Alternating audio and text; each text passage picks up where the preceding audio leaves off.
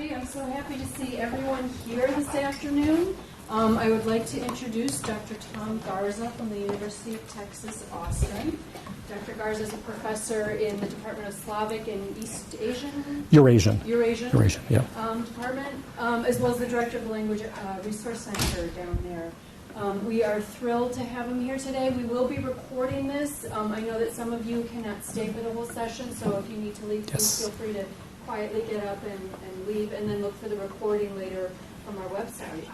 So again, welcome, and I'll hand it off to you. Thank you so much, Julie. Thank you. And thank you all so much. I know it's a Thursday. It's the middle of the day. You're taking, I literally was listening to the Italian class in here just before coming in and hearing both how fabulous language instruction proceeds here at the University of Michigan, that is how well it's done, and how happy the students were in the class, smiles on everyone. So something's going right. Something is being done very, very well here. So I'm really happy for you coming out, taking the time in the middle of the week and all to talk a little bit about what I think are some kind of central, I don't want to call them trends, but really rather developments that have happened in the last 10 years, really, but are coming to a head now in language, not just language pedagogy, but in actually how we organize our classes. So it's really at the base level of looking how we structure our classes. And that isn't a throwaway line at the top from backward to forward. It really is looking at a different way of designing our courses, really from not from the bottom up and trying that, but really from looking at where we need to get our students to begin with and how we get them there, really looking at what's called backward design or reverse design. So let me talk a little bit about some quick definitions of terms here, of what I mean when I say reverse design or backwards design, the idea that everything says we should be going this way, that we say, what's classic, right? I'm going to talk about my own experience here in learning Russian, was here's the textbook, and we need to cover 15 chapters. There it is. Okay, so you've got a 30-week class, you've got 15 chapters. Well, that math is kind of easy, and you design a course around that.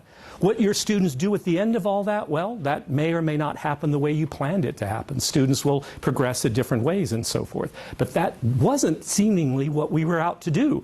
All that was important was that we covered the book. And indeed, when we were training our own TAs, that was how we put it to them. Here's the textbook.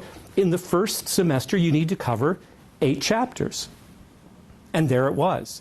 What did we do with those chapters? Less important. And that was, in my view now, a mistake. So we're looking really at how do we get to here from there, right? How do we get back to where we really intended to start our classes at all? Backward course design is, I hope, intuitive to most of us. And yet, why don't we do this in most of our classes? Well, probably out of inertia, probably because that's how we learned to do our own languages or how we developed our classes. But if we start with the outcome, where do we want our students to be at the end of first semester, second semester, third, however your courses are built? First thing, how far do you want them to be? And I'll talk about how do we know where they should be or what they should be. But think about what's at the end point first. Then, if you say, well, and let's do this from the perspective of proficiency, I want my students to be at the end of my, in this case, intensive first-year Russian class to be at intermediate low to intermediate mid on the ACTFL scale. That's my personal goal. So I'll look then at goal-oriented standards. In this case, I'm picking the ACTFL guidelines. There can be other standards too. I'm going to show a couple of them for you to look at and just say, there's not a one-size-fits-all model here. That's what I like about it. But look at the standards that are out there. If we're not starting from standards, if we're not starting from the idea that there already exist ways of measuring what we're doing, something's not right. Because we need to be able to measure, we need to be able to do assessment based on how we teach. We can't teach one way and assess another way, or you're going to wind up getting false results, either too good or too bad. And that would be bad for the students, so we don't want that. And finally, after you've said, I want my students there, I'm going to look at these particular standards, then we start to design the curriculum. That's where we draw the map, as it were, of how do we get to that goal from zero, from starting at nothing. Trickier than it sounds, and yet relatively straightforward. The trick is in making sure you understand what are reasonable outcomes and how to get to those outcomes. So As I said, there are so many. In fact, if anything, our profession, oddly, given that we're often criticized for not having the gravitas that the hard sciences have, that we kind of are the outliers. Even in the humanities, we're outliers. I think we've got actually a lot of data behind what we do, a lot of it. And indeed, in the area of setting standards, we're doing really well as a profession, the language teaching profession. So you're all, I'm looking around just to make sure you're all familiar with the ACTFL guidelines, proficiency guidelines. If you're not familiar with the ACTFL guidelines, just for the fun of it, let me see if all my links are working here.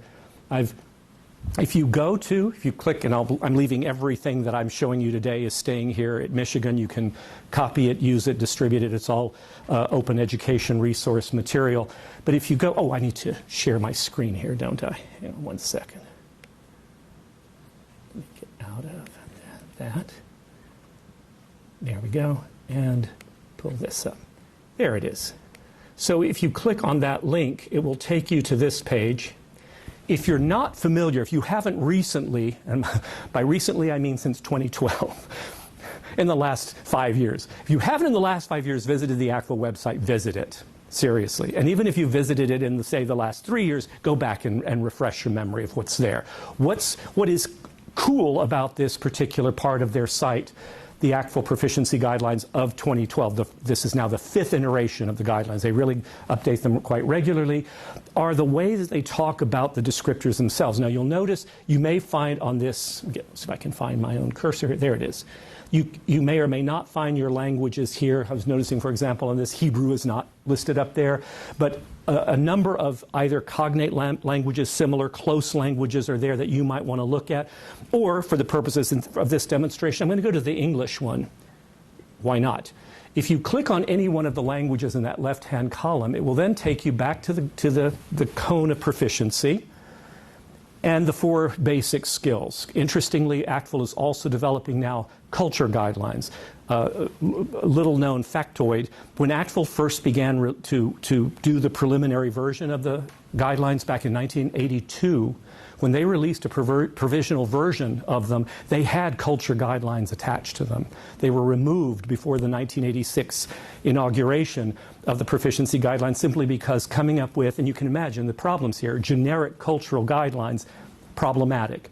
If you think of each of our national languages that we work in, what does even something as simple as saying, am able to make basic greetings, what does that mean for each of our languages? I know just now, having worked now with the Arabic flagship, greetings between Russian and greetings in Arabic, quite different, not just lexically, not just but culturally, they're very different. So those guidelines are coming back, though, and they're going to be called ICC, Intercultural Competency Guidelines. ICC guidelines, they've already been developed by the Interagency Language Roundtable for the federal agencies. They're being used in the Defense Language Institute.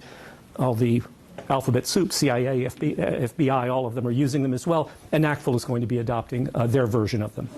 But what's cool here is you can go to, and I'll just take for fun, let me go to speaking, click on it, and it will give you, first of all of the ranked descriptions of that cone of proficiency. And I'm going to go back to that cone in a minute here. I just wanted to show you the kind of cool stuff that's here. Let me go down to what I said was my goal, intermediate. And if indeed I'm saying that intermediate is here are the intermediate, mid, high, and low descriptors, so one can read what are the markers of speech, spoken language at this level, and then you can actually go in, click on samples, and get some model interviews. And so tell me, I want to understand, what do you do in the office? What's a daily, typical day like for you? I get up 6 o'clock in the morning. I prepare my kids to be ready to go to school. And when they went to school, I go to school for hours every day, 3 months. Okay, you get the idea. I'm not going to play the entire clip, but it's a ratable sample that they'll give you in these little video clips. These are really useful if you've never actually tried to apply the ACTFL proficiency guidelines, but only have them kind of theoretically in your head of what is a learner supposed to be able to do with these. So what is cool here? I now can think back, if I'm designing backwards, okay, I'm going to use those actful proficiency guidelines. I want my students to hit intermediate mid. So what am I looking at? And you get a sample here if you don't know or remember. The difference between novice, at novice, memorized utterances, at best we're looking at a word or a few words in cluster. What's your name? My name is Tom. Where are you from? Texas. Right? These really quick, almost Pavlovian stimulus response, memorized answers to bits of speech. If I were to suddenly switch this and say, mess it up by saying, where are you from? Texas. Oh, I love Texas. I was in Texas in 1974. Tell me more. What's changed in Austin? I'm from Texas. My name is Tom. Because you're still in memorized utterances. You can't actually expand here. Intermediate, however, boom, we're slightly up that pyramid. I can now compose in sentences, right? I can create new speech at the sentential level, and that's the example that we're being given here in a really kind of cool way. And there are a number of these, by the way, just so you get a sense. There's a bunch of interviews here if you want to try out practice here. What should it sound like at the intermediate level in English, or if you've got your language listed there? So lots of resources that we have at our disposal here. Let me get rid of this one quickly and go back to my... There we go. And there it is. So to remind ourselves quickly, it's kind of a cool thing, the actful cone of proficiency. I don't get tired of it.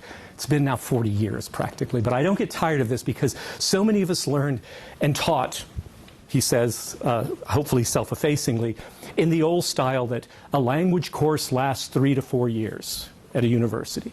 It progresses in a linear fashion. We begin with year 1. No knowledge of the language. End of year 1, student is now a beginner. Year 2, intermediate. Year 3, advanced. Year 4, fluency. Isn't that how it happened for all of us? Right? And we all know the foolishness of this idea. The idea that, one, that we all proceed in the same manner. And for any of you who've taught classes with more than 2 students in them, I assume that's most of you, you know that students don't proceed at the same pace ever in a classroom. You'll get the outlying student who's just really weak and you need to work with her more. You get the outlying student who's incredibly good and is progressing much more quickly than even the textbook or your materials are going, and you need to work with her in a very different way to keep up, in a sense, with her progress.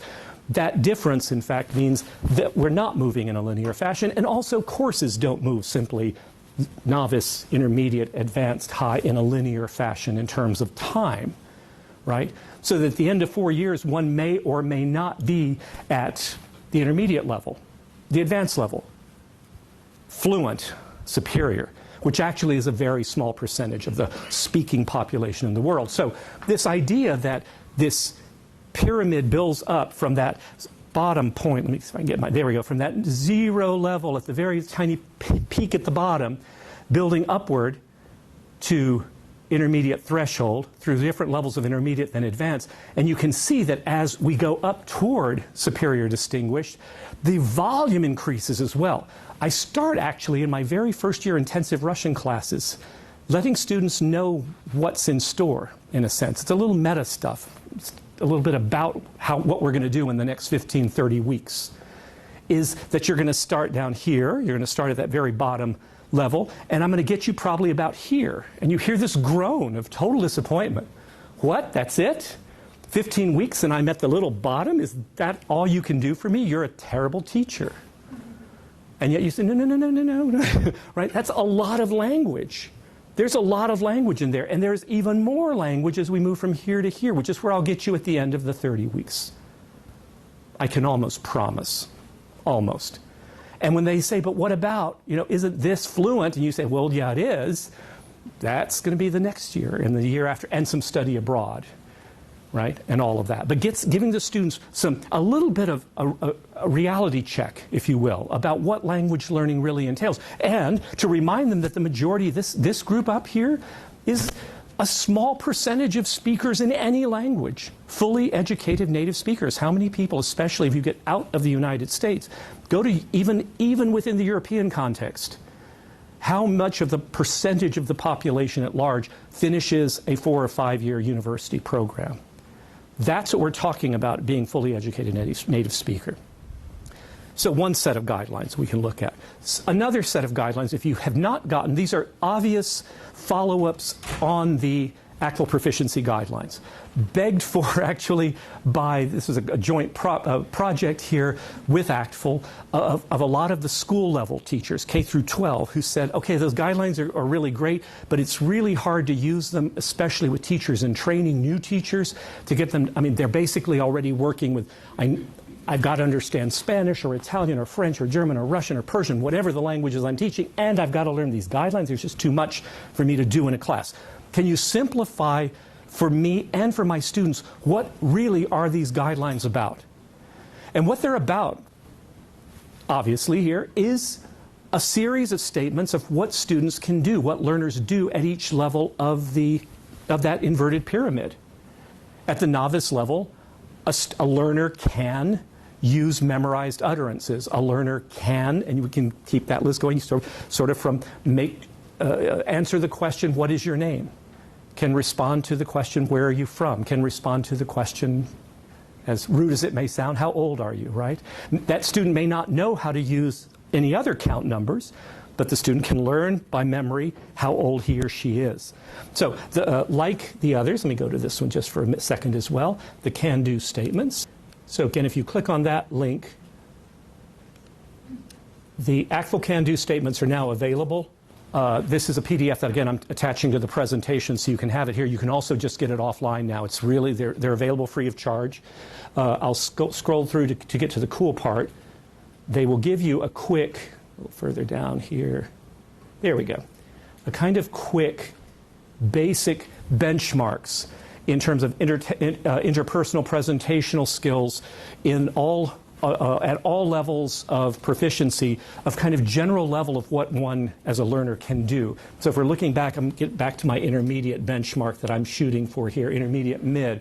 So I can participate in conversations on familiar topics using sentences and series of sentences. I can handle short social interactions in everyday situations by asking and answering a variety of questions. I can usually say what I want to say about myself and about everyday life. So you can see it's a limited amount of language, and yet there's a lot. If we spread that can-do out of what are the little can-dos in between, there's a lot of language there.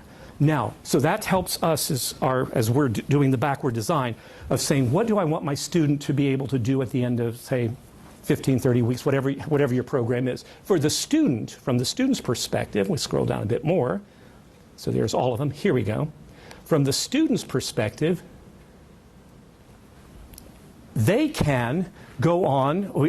I actually give my student these as part of my course website to go to periodically, not like every other day, but about every month, 3 times during the semester.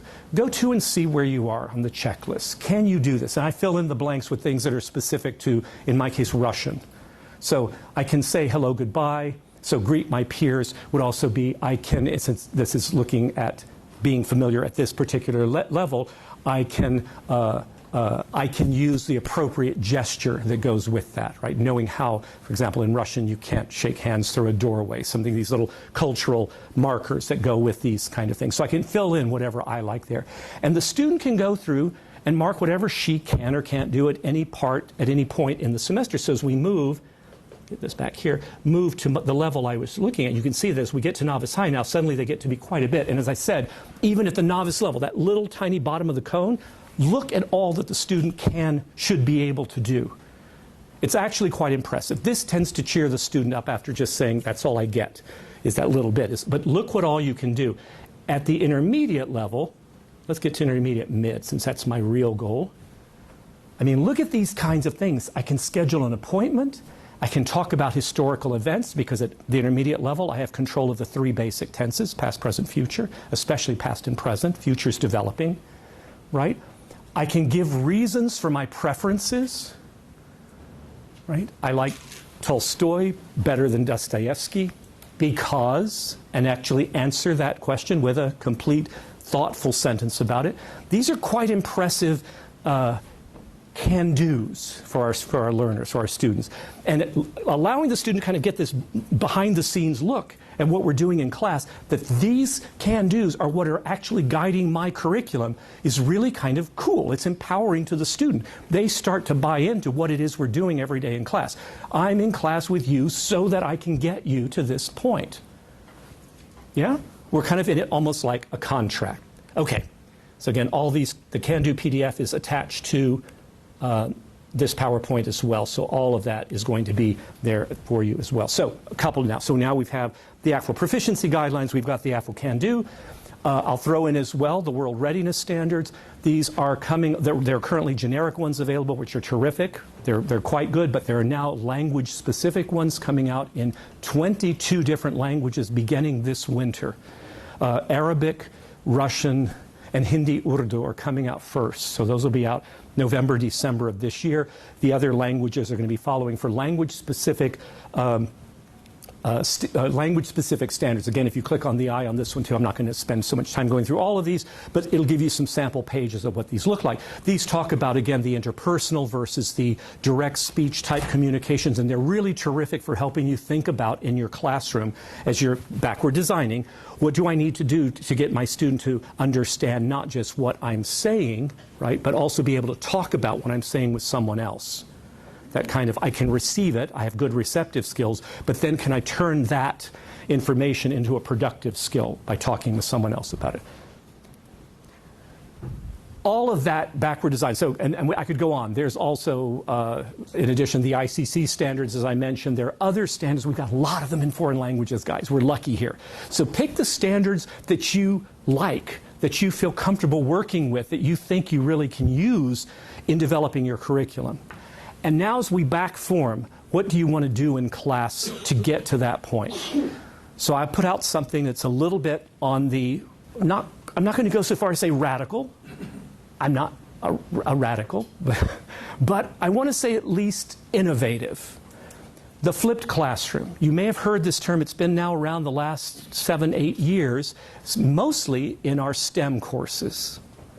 So a lot of science, technology, math courses and engineering courses are using the flipped classroom model. There's a good reason for it, as you'll see in just a minute. But language classes, I contend, not only can, but should be doing this too. So a slide I won't put up now. Let me talk you through it rather than put it up there. So years ago, in 1983, Judy Liskin-Gasparo did a wonderful study that has been replicated.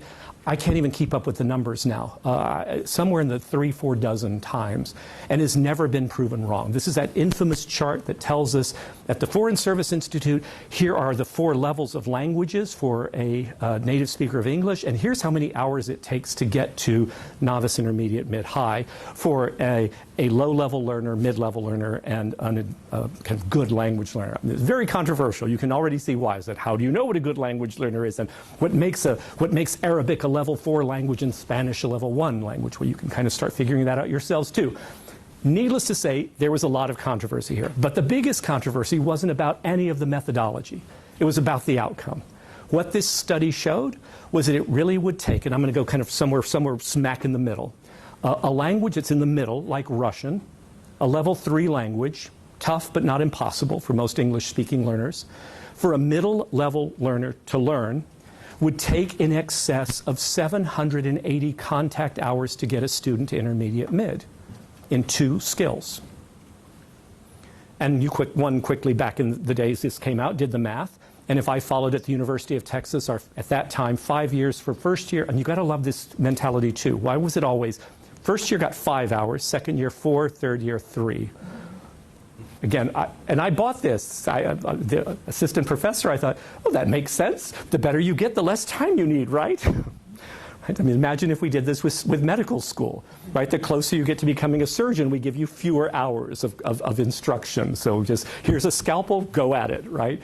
So we bought that. But if I added up all the hours that I could give a student in Russian at the University of Texas over 4 years, I could barely, and I mean I got that student taking every course we offered, I could barely get sort of close to 450 hours. But that was pushing it. It was really closer to 400 hours. And so there we are. I say, so how do I get that? Where are the other 300 hours that I need to be able to get a student even to intermediate mid? How do I squeeze more hours out of the day? I'm already, in fact, cutting things out of my curriculum.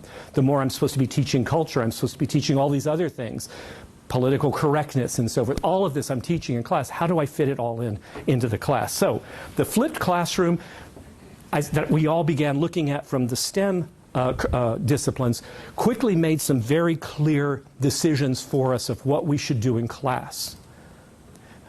I basically had to learn to stop, as I thought about flipping the classroom, stop doing what I enjoyed doing the most. My profession, you gotta love the term, profession, was professor. So what do professors do? We profess.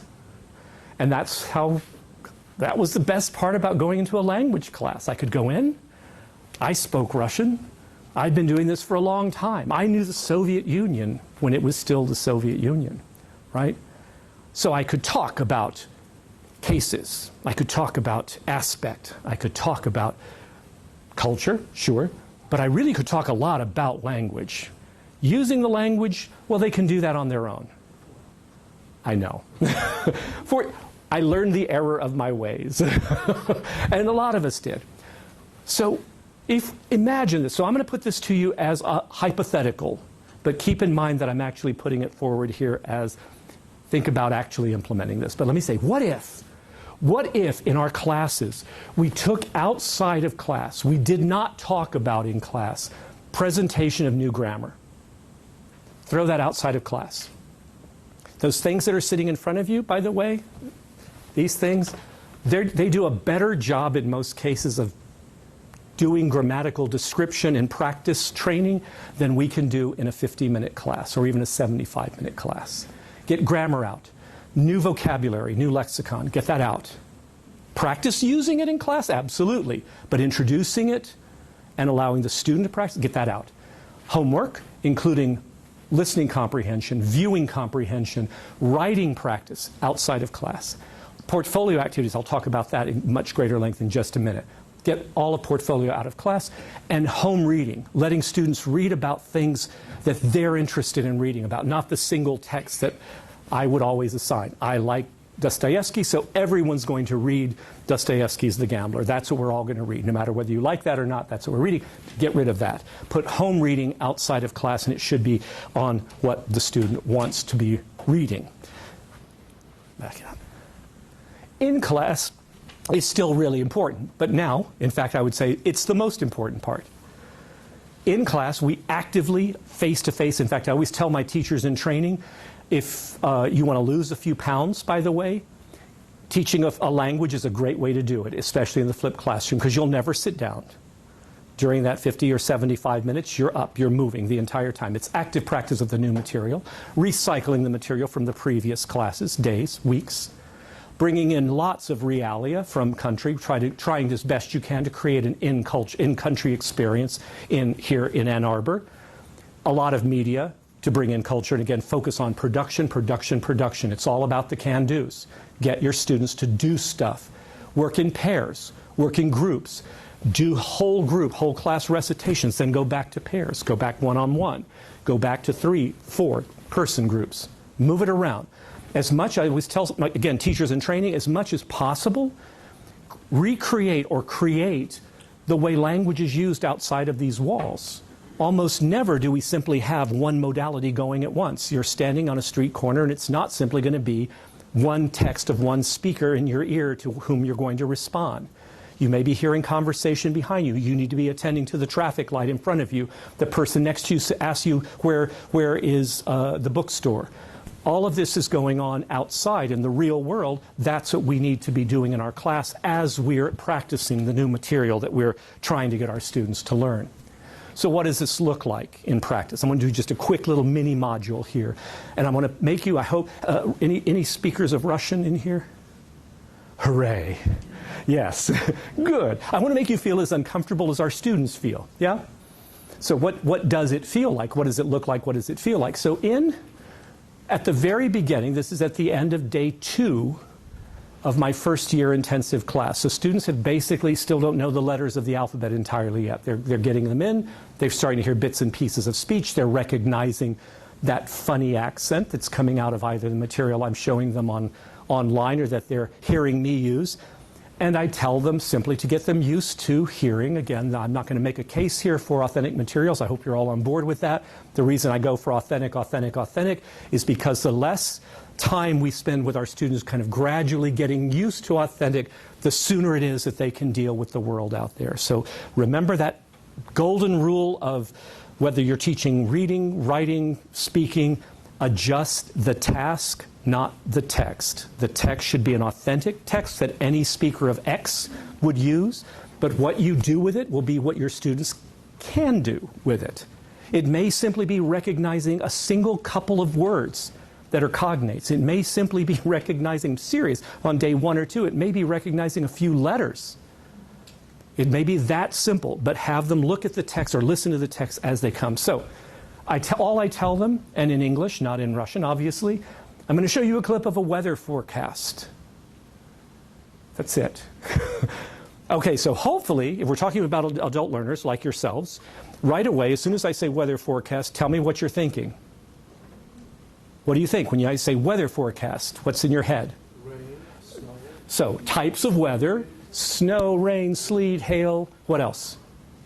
You hear a weather forecast, what do you hear? Location. You hear location. Where is it, right? The weather in Ann Arbor tomorrow, the weather in Detroit tomorrow will be, what else? Numbers. So we've got temperature, and by the way, if you're in Ann Arbor, Fahrenheit. If you're in Russia, let's just say, or most of the rest of the world, except America, it's almost probably certainly going to be Celsius, right? Interestingly, if you're not in the States again, we always say wind is going to be blowing at about 15 to 20 miles an hour. In the rest of the world, it's not even kilometers or kilometers. It's usually meters per second. Yeah, I know. It's one of these. But so again, it has to be culturally fit. We don't need to tell them any of this, though. Your mind is simply thinking, what are these categories that you're going to be doing everything you can to hear something that you've only had 3 days of so far? That's all you've had.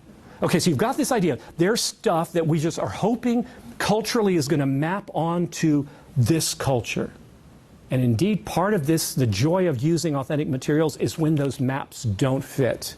When you expect to hear or see A, and what you see is Y. Right? Okay, in this particular case, a lot of what you just said is the case.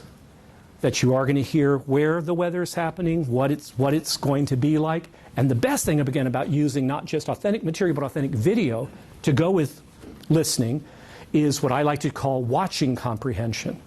Yes, you're hearing stuff, but you're also seeing a text that's helping reinforce new vocabulary, words you don't know, whatever. Okay, enough of that. You get the idea. So let's take a listen and a look. So all you know is it's a weather forecast and it's in Russia, in Russian. Here you go. 1 minute. Не бывает плохой погоды, бывает плохая одежда, тем более осенью. В среду Гидромедцентр рекомендует жителям и гостям столичного региона захватить с собой зонтики. Начиная с первой половины дня в городе ожидается резкое ухудшение погоды. Дожди накроют Москву и с небольшими перерывами будут идти не менее суток. А из-за усиления ветра в столице области объявлено штормовое предупреждение. Ожидаются порывы более 20 метров в секунду. Столбики термометров не поднимутся сегодня выше плюс 5 градусов, что несколько ниже привычной для этого времени температуры. Did you feel like first-year language students again? It's a good feeling, isn't it? It's a terrifying feeling. I always use something like Finnish or Hungarian when I do my language methods course, just to remind, because usually there's always someone who does every other language. I'll do like a quick lesson in first day of Hungarian, just to remind you what it is to have language wash over you. What can you do at 0? Again, remind me, what do the guidelines tell us you can do at novice 0? Cognates. That's basically it. You hope you hear a word that sounds like a word you know in another language you know already. So, did you hear any? Temperatura. Absolutely. The word for temperature. And you were probably listening for that because it's a weather report. So you're listening. Give me anything, right? Temperatura. Absolutely. Go for it. Yes. Metro в секунду, exactly. How many meters a second? There it is again, right? How many meters a second is the wind blowing? What else? Moscow. Moskva. Большой. You hear the word, it's a big, and in this case, actually, it was большой ветер, a big wind. And if you didn't, by the way, know big wind, and I said, okay, make a stab at it. You don't know the word for wind, you don't know the word большой unless you happen to know Bolshoi theater, right? Okay, what's the weather going to be like in Moscow? Because students do tend to hear Moskva, they hear something. And of course, because it's Russia, what are they listening for? Peterburg, Petersburg, or Moscow, something Moskva. They'll hear it. But if I say, make a stab at it, guess, use all your adult intuition and viewing power to say, what's the weather going to be like? Cold and windy. And you don't need to know the words for windy or cold or temperature or feet per second or meters per second, any of that. The picture shows you the wind blowing, everyone wearing coats. And there was, you don't need the language either. You don't need the language, actually. You just need the visuals. You need the visuals. And again, this is part of that wonderful, flipping the classroom, empowerment that we give students outside the class. When we say, watch this outside of class, and this terror. Oh, I can't. I've only had 3 days of, how do you want me to watch a video about? Watch the video. Watch the video. You will understand large amounts, even as you say, without the language. That's part of my job, is I'll give you the language that's coming up. But at 0, if you can pull bits of information, that's what it's all about. And it's also about the empowerment that comes. Now I'm going to give my little side note here.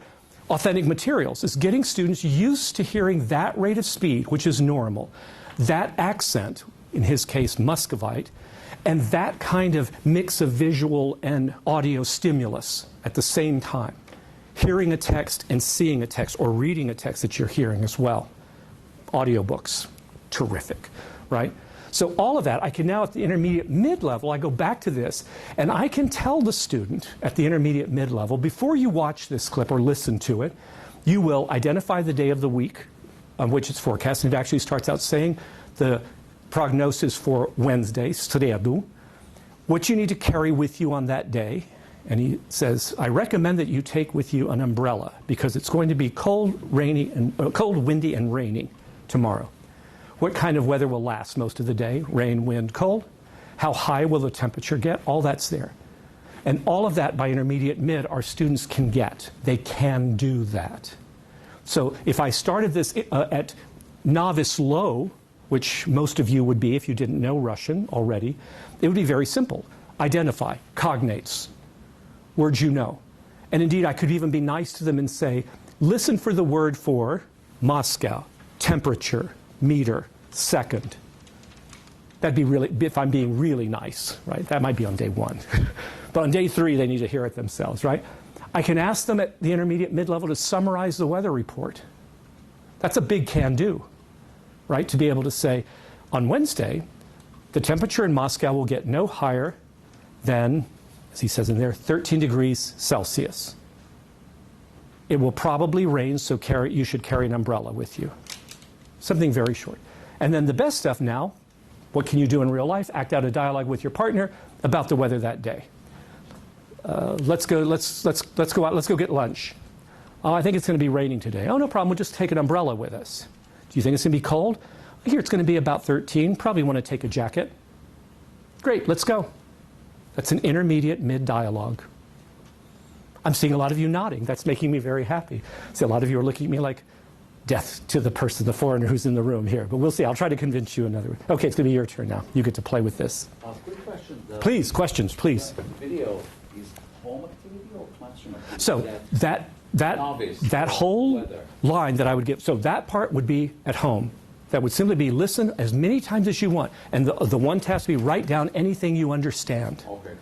Okay? Because in class you will what? In class, I'll go through it and I'll give the clicker to the student and say, stop it when you hear the words, because the students will call out and say, I heard the word Moscow, I heard the word temperature, I heard the word whatever. I write that all down, and then, because they're still learning how to do the letters, I might have the students try to write them out. Usually it's printing still, third day only. But then stop when you hear the word and pass the clicker on to different students. So it's a little bit active. And at the end, practice articulating these words. Still day 3, right? Practice actually saying, temperatura, temperatura, because even though it's spelled temperatura, it's reduced. Temperatura, temperatura, and get that kind of flow. Yes, ma'am, please. Would you most students think they have to understand every word. Yes. And when they don't, they freeze. Yes. So would you recommend at the beginning of the term Mhm. modeling in class for them just what you did for us? Yes. Before Yes. you then send them home with a different Yes, message? I wouldn't do this. Wouldn't be their first dropping them in the ice water, because part of it is and I hate to put this out as a burden that we've got, but we're always going to have something that we're carrying with us, is undoing some of the damage of my generation. Well, what my generation inflicted on them, on their predecessor or them in high school, and that was, here's a beginning level text. It'll be that's how I learned, right? My first reading text.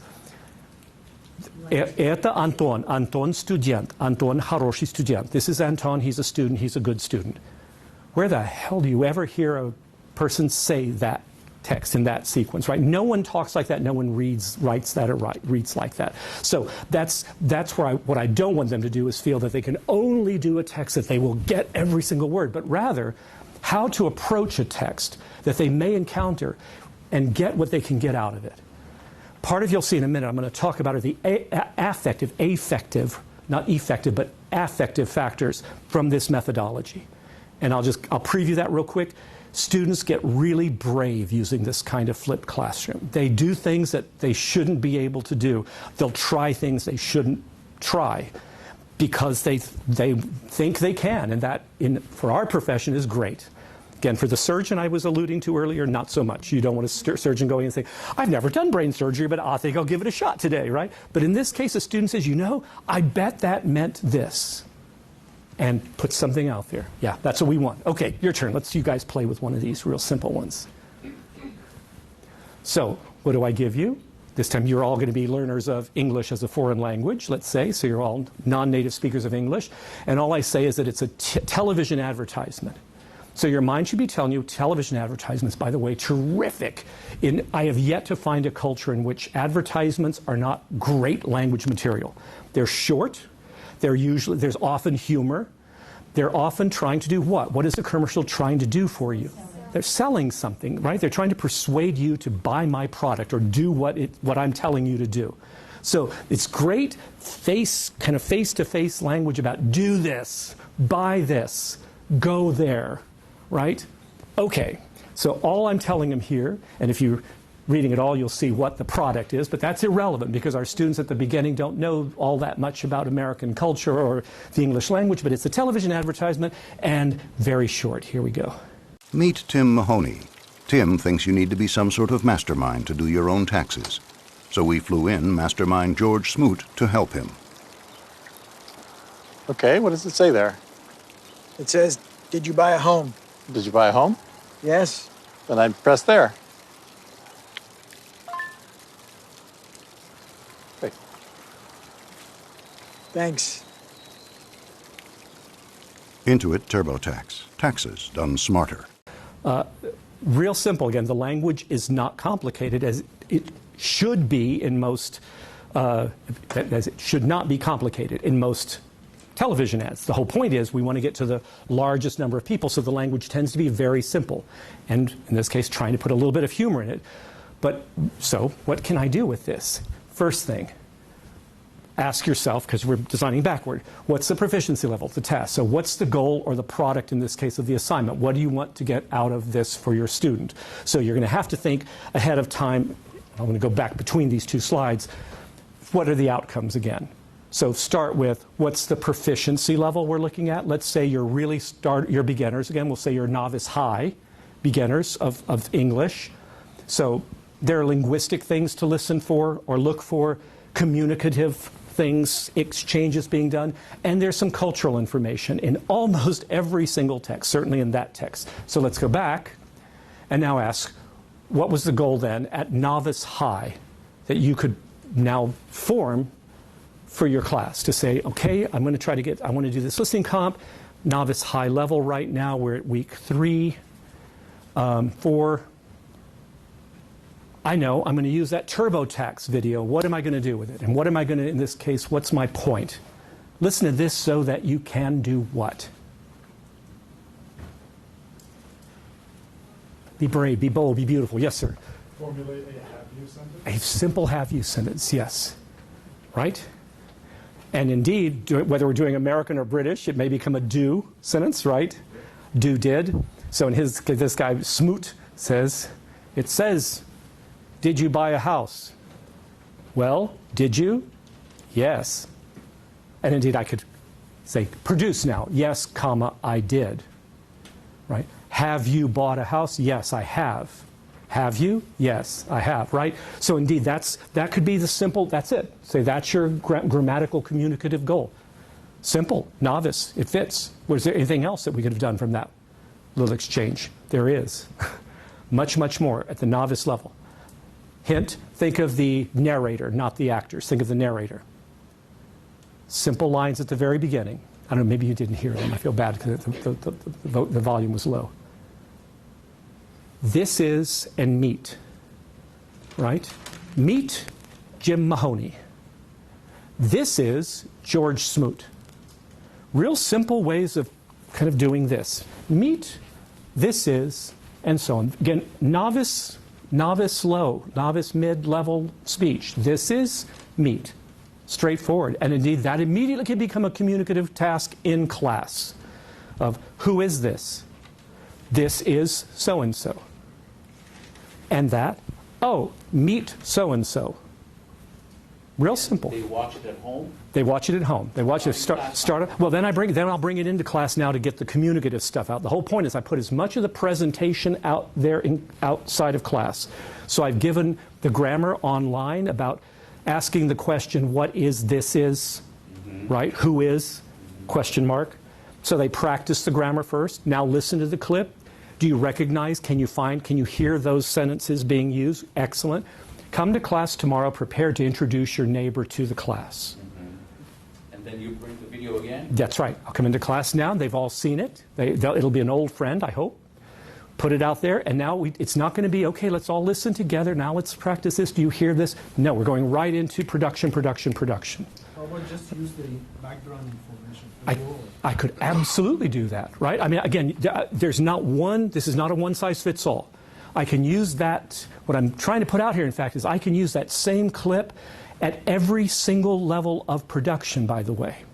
So at the 0 level, novice, I'm using it to say this is, who is, right? At the intermediate level, I might actually start to pull in things like recreate the interaction. I could talk a little bit about what's the product being sold. And at the advanced superior level, who pays taxes? What's the point of why is he selling a do your taxes yourself? What's the advantages of doing taxes alone versus going to H&R Block, right? Right? Absolutely. The benefits of not paying taxes. And now I'm at the advanced plus superior. Yeah. What happens if I don't pay my taxes, right? Or what if I won't show you my income tax return? No, we're not going to talk about that. We're not going to talk about that. Okay, but you see what I'm saying is that it's the same text. Adjust the task, not the text. Same text, different tasks for the same text. Okay, let me get out of the outcomes here. And my last definition of terms. Intensive instruction. And this is actually the point of what I want to talk about today. So, trying to rethink with using backward design of how can we create programs that take advantage of two things.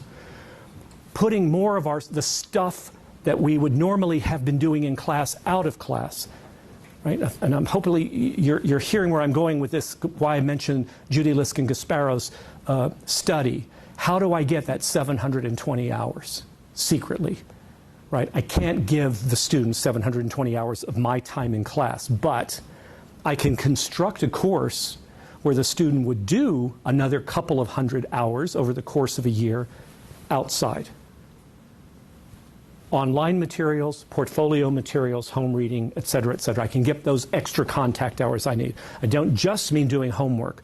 I mean using the class outside of classroom time. So, the idea of getting this intensive nature to it is a conceptual framework that's borrowed, not part and parcel, but stolen wholesale from the National Flagship program. The National Flagship program began just over 10 years ago now. We're beginning our 12th year, in fact. The National Flagship proved something that I thought, again, for my generation was simply never going to happen. That in a 4-year university program, we could bring a student to professional proficiency, advanced plus to superior proficiency in 4 years. So I don't how that sits with you, but in most of our classes, we would look at taking a student through the regular program of Russian and maybe just ticking the what we call the advanced threshold, just barely. So the student isn't really advanced, but now is intermediate high with a couple of skills in advanced. That was the best we could do with our best students. Now we're really looking at getting students through our own programs easily to the advanced mid-level, and then getting them out overseas to get them to the superior level. So what did they do? Now, problem here is, what were they doing? And at least relevant for the University of Texas, how much did it cost, or does it cost? Second question is an easy one to answer. The flagship currently grants at the rate of about $250,000 a year. So it's about $2 million for the grant cycle that they... These are supporting domestic study in the U.S. for 3 years and then a full year abroad. And the students may do that in their senior years or may do it in an additional add-on year if the student enters the program as a sophomore rather than as a freshman. But for a freshman student, we can actually get that student through the flagship in 4 years.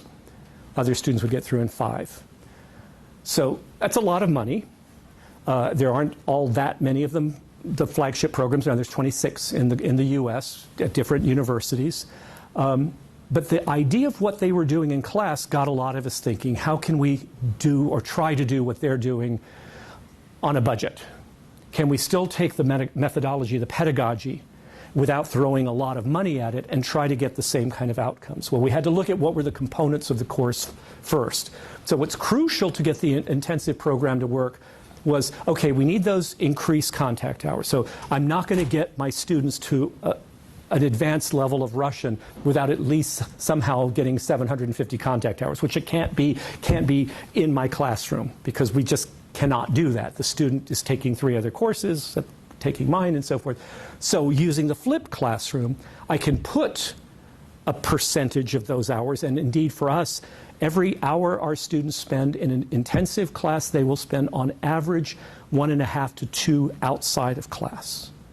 So they'll spend 6 hours a week with me in class. They'll spend about 12 to 15 outside of class. Some students, and again, the students that tend to make even more progress, will spend up to 20 hours outside.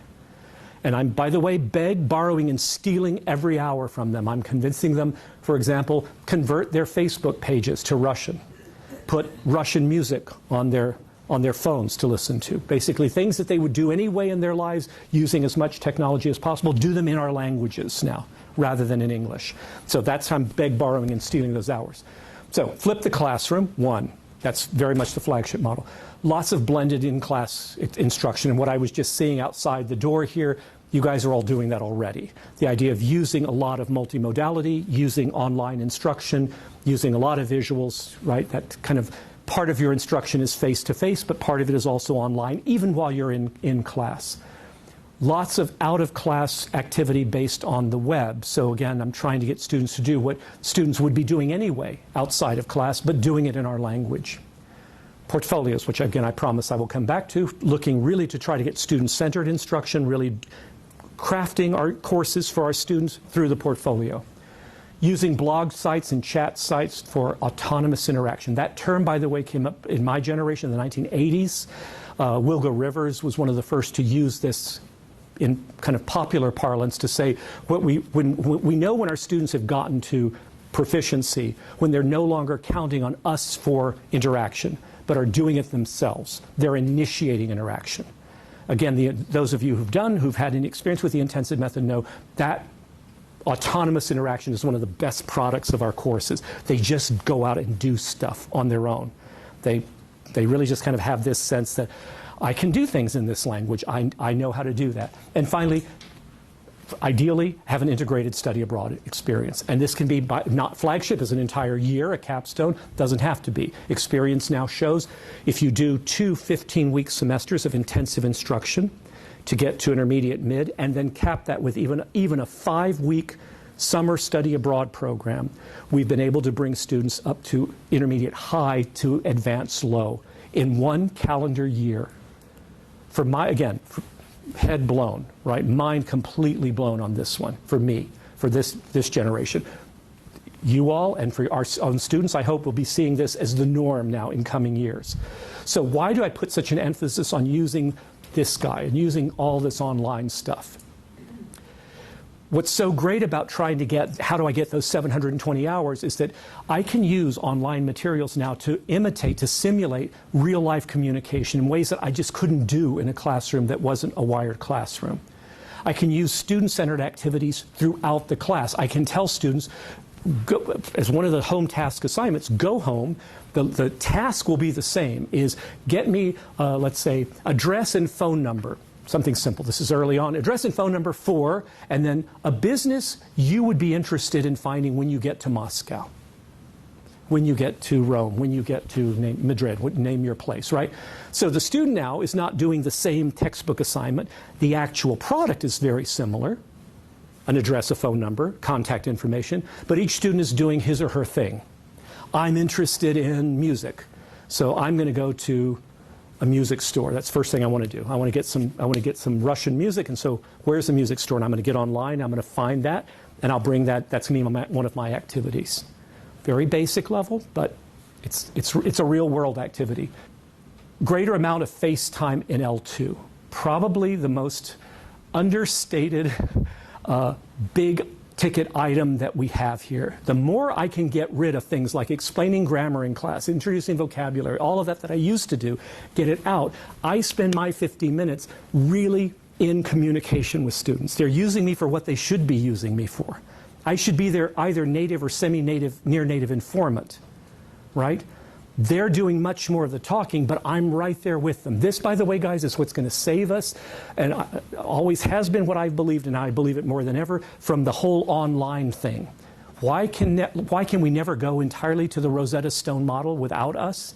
It's because we lose that face time. We lose that, what Gorbachev beautifully called back in the 1980s, the human factor. And trust me, at least for these generations, the millennials, they want that face time. They want the person standing there saying, good job. Yeah, you got that. Let's make that L a little softer. Perfect. That's right. They want that interaction, not just getting it all online. So love that. A lot more cultural exposure because we're, again, playing a different role in our classroom. We can be more cultural coaches than we can be grammar coaches. And I mentioned this factor, which I cannot overemphasize.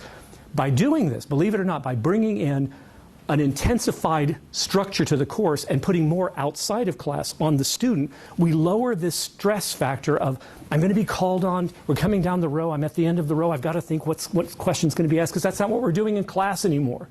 Right? We've totally broken the mold, we're changing what we're doing in class. Students basically learn not to expect anything, right? That expect the unexpected. So stress actually goes down. That the fact that we're going from video to audio to computer to pair work to solo recitation, whatever, is part of the course. And they get used to it really quickly, especially if we're doing that from day one. Okay. What's the web going to, what does it look like? So if we use the stuff at home, that we use internet resources to facilitate authentic contact, to encourage direct interaction with virtual communities, basically what we used to call, by the time we got to second year, we might have a pen pal that you could expect a letter back every 3 or 4 weeks, a short note. Now we can have e-pals that are in immediate and direct communication with our students from the very first early weeks of class, if we want. We can use multiple modalities. I'm going to keep hammering that point. Mix it up. Text, audio, video, interactive, all of that in real time. So let me show you what it looks like. So this is now went from Blackboard, was our learning management system. We now use Canvas. What is Michigan using? Canvas as well. Okay, so you'll recognize the form and format of a Canvas website. The course itself has its own dedicated site. let me get my pointer here. On the left-hand side, you can see all of the various things, such as I can make my own announcements, posting syllabus. I love the fact that in addition, I can have discussion sections here where students can talk to each other. I'll show you what those would look like. Basically, it becomes the place where everything is put on at once. I take everything, as I said at the beginning, everything that I normally would have done in class in the old school way, and I put it online for the students to do at home. So these are early on in the course. I know much of this. You can see very simple things like basic introducing vocabulary and pronunciation. Instead of in class literally handing out lists of vocabulary and let's go down and what's each word, let's have you say it, here's the pronunciation. All that's out of class. So that when they come into class now, hopefully, and we'll see how much of it they have a bank of the vocabulary here that we're going to be using actively in class. So vocabulary, useful phrases, practice cursive writing. I have a colleague at UT in Persian who literally, because of course the Farsi uses this most wonderful, like Japanese, calligraphy that Iranians take great pride in each letter, basically. And so he really wanted to spend a lot of time on this, which again in class would just be hours and hours of time. He had a native Iranian, literally with beauty. I'm using my left hand, which you should never do in Persian, but with the right hand, with a beautiful calligraphy brush, doing each letter and narrating. Now, keep in mind, this is first days of Persian, so the students don't know all that she's saying, but she's narrating. And now we take the brush down, and I'm going to cross here. Here are the two diacritic marks. She's saying all this in Persian. The students are hearing this, but they're mainly just watching her make the letters. Right? And she goes through the entire Persian alphabet and shows how to connect the letters and so forth. And how this was done was with the instructor, has a native speaker sitting at a desk doing the calligraphy, and he's literally just holding his cell phone up over her like this, filming these little short, minute-long clips of each letter. All that's been posted now to his Canvas site. So the students learn this incredible course in calligraphy and Farsi, but it's not in class now. Instead, they come in and they start practicing immediately on the board. So things like practicing writing, counting, all these other types of tasks early on. I think I've now got one, just want to show one from the, no, this is still at the beginning. So practicing Cyrillic letters here, Russian Sesame Street, singing the alphabet.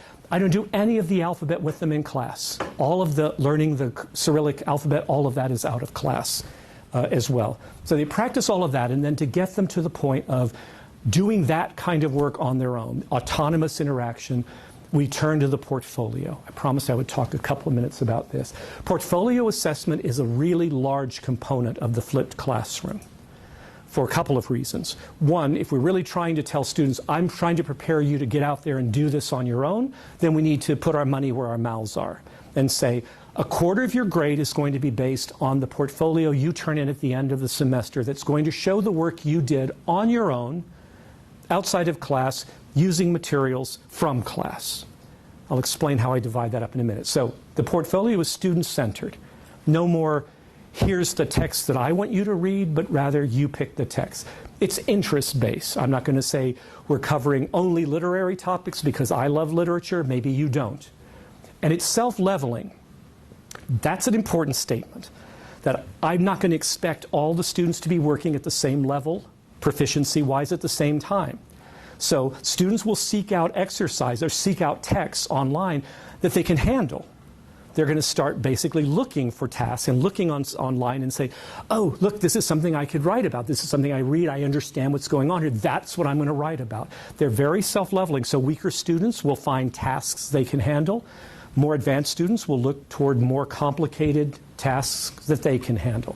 So what it looked like, then, when I began doing this back around 2009, I would get stacks of portfolios, literally papers in a binder, things students would print out. They would do exercise, or they would write up text. They would do book review summaries, kind of things like that. And they would hand this in, and I would review it.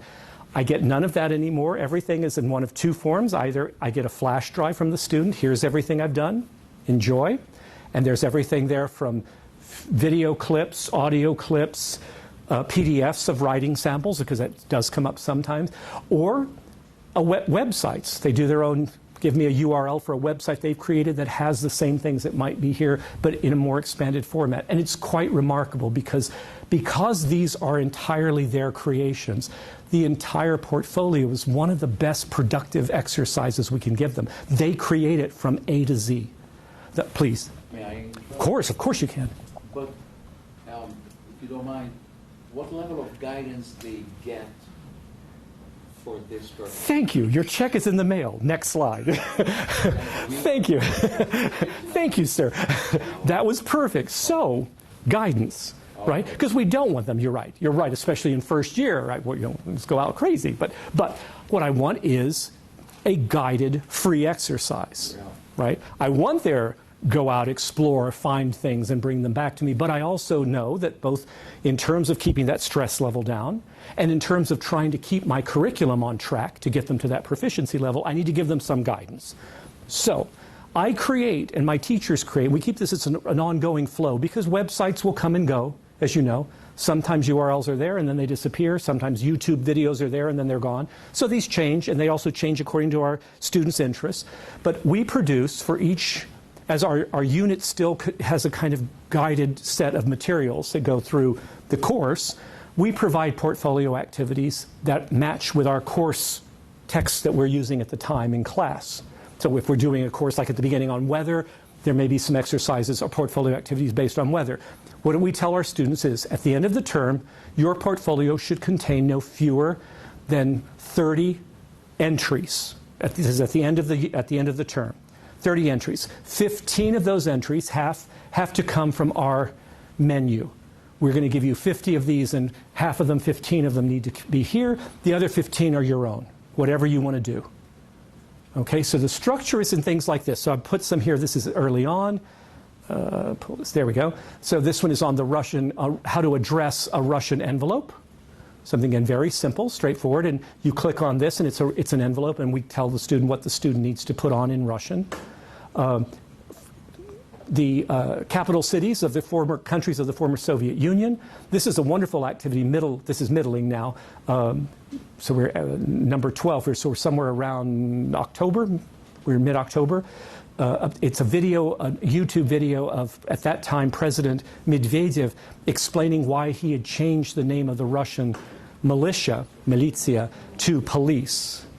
And it's a wonderful explanation of the reason we're doing this is because we need to be more like Europe. And then he nods his head and says, but we're not Europe.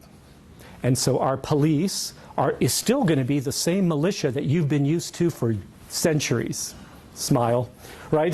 So it's a terrific little, very simple YouTube thing of kind of two meanings there. And then a final one, I picked one from late in the course, so this is toward the end of the semester. Now it's a little tour guide of a minor city in Russia, so they're not always just St. Petersburg and Moscow.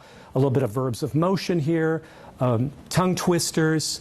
This is possibly one of the most popular portfolio activities of all that we give. It's called How to Pass an Exam, and it's actually an entire website on how to cheat on exams in Russia, which is basically done. So students love to do that. So these are all the different kinds of things that go along with the website itself.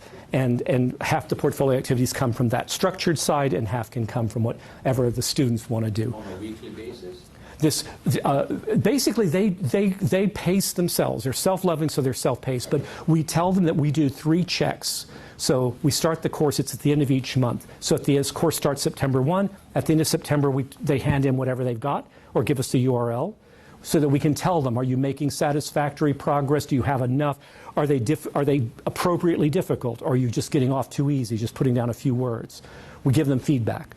Then again at the end of October, and then finally they'll turn in the final product at the end of November, beginning of December. And that's for that semester, and the same will go for the spring. So it doesn't matter if the end of September they turn in 5 and then they can catch up. They can do 25. That's exactly right. But we tell them, you do realize, right? We tell them, you do know you're going to need to do a lot. And they'll say, yes, I know. Or they'll say, I'm really behind. Can you help me? Which is great, by the way, when they're saying, I need some help with this. So, and that's again what we're here for.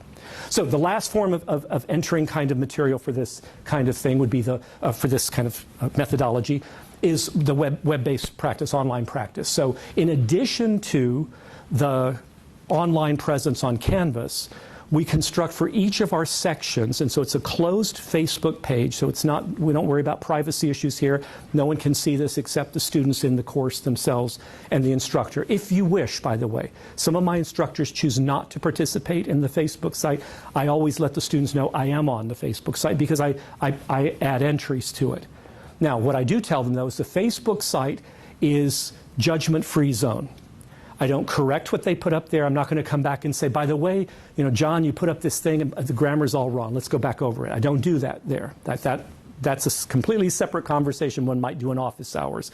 But the Facebook page is there, putting up, giving them that free pass. Write what you want, post what you want based on a prompt that I might give or a prompt another student gives. Let me give you an example. So toward the end of the course, this is April, as you can see, April 21st. So we're really close to the end of course. We've got like 2 or 3 weeks left. I put up the prompt. The students have been doing their home reading based on books they bought themselves. So they're reading at their own pace based on their level.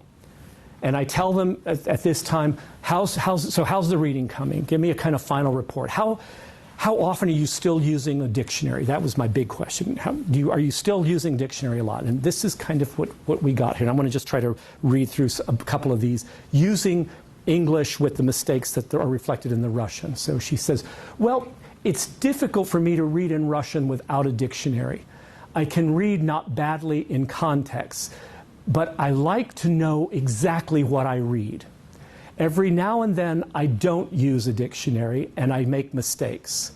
Yesterday, I read the word vichar, which means a whirlwind, and I read it like vicar. She read it as the cognate, vichar, and it doesn't mean that at all, so fozami. And I didn't understand why the character in the book was running from a vicar until I looked in the dictionary. Okay? When I read my book, it's difficult for me to understand a lot of the verbs. She focuses on that.